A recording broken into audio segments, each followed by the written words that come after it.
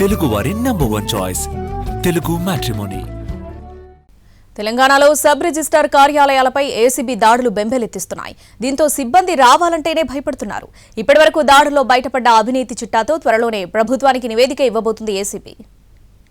వరుస ఏసీబీ దాడులు తెలంగాణలోని సబ్ రిజిస్ట్రార్ల కార్యాలయాల్లో అలజడి రేపాయి. రాష్ట్రంలోని 13 సబ్ రిజిస్ట్రార్ కార్యాలయాలతో పాటు కొందరు సబ్ రిజిస్ట్రార్ల ఇళ్లపై ఏసీబీ అధికారులు దాడులు చేశారు. 289 డాక్యుమెంట్లను కొనుగోలుదారులకు ఇవ్వకుండా సబ్ రిజిస్ట్రార్లు తమ వద్దే ఉంచుకున్నట్లుగా గుర్తించింది.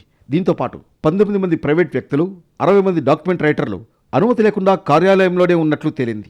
లెక్కచూపని నగదును సైతం ఏసీబీ అధికారులు స్వాధీనం చేసుకున్నారు. ఈ విషయాలన్నీ నివేదికలో ప్రస్తావించనున్నారు. అలాగే 34 మంది సబ్ రిజిస్ట్రార్ల ఆస్తులకు సంబంధించి వివరాలు సేకరించినట్లు తెలుస్తోంది. ఉమ్మడి మెదక్, హైదరాబాద్, ఉమ్మడి రంగారెడ్డి, ఉమ్మడి వరంగల్, ఉమ్మడి కరీంనగర్, ఉమ్మడి నల్గొండ జిల్లాల పరిధిలోని వారిపైనే ఎక్కువగా ఏసీబీకి ఫిర్యాదులు అందాయి. ఫోకస్ స్టేషన్లో చేసిన సబ్ రిజిస్ట్రార్లపైనే అవినీతి ఆరోపణలు ఎక్కువగా వచ్చినట్లు సమాచారం. అవినీతి ఆరోపణలతో సరూర్ నగర్ సబ్ రిజిస్ట్రార్ను స్టాంపులు రిజిస్ట్రేషన్ శాఖ ఐజీ సోమవారం సస్పెండ్ చేశారు.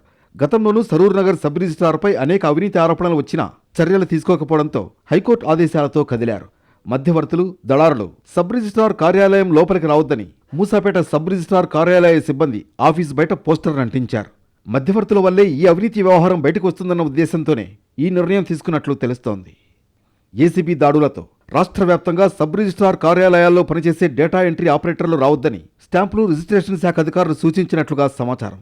చాలా కార్యాలయాల్లో రెగ్యులర్ సిబ్బంది కన్నా ప్రైవేట్ సిబ్బందే చాలా ఏళ్లుగా విధులు నిర్వహిస్తూ ఉంటారు. ప్రైవేట్ సిబ్బందిపైనే ఆధారపడి డ్యూటీ చేస్తున్న అధికారులు చాలా మంది ఉన్నారు. ఏసీబీ దాడులకు సంబంధించి కొందరు సబ్ రిజిస్ట్రార్లకు ముందస్తుగానే సమాచారం అందిస్తున్నట్లుగా ప్రభుత్వానికి ఫిర్యాదులు అందాయి.